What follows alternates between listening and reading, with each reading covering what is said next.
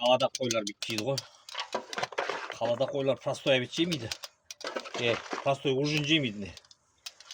Жақында мынаның ішінде арпа, бидай, жүгері, мынандай сместер бар.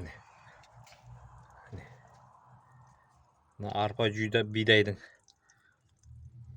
дробилкадан өткізілген.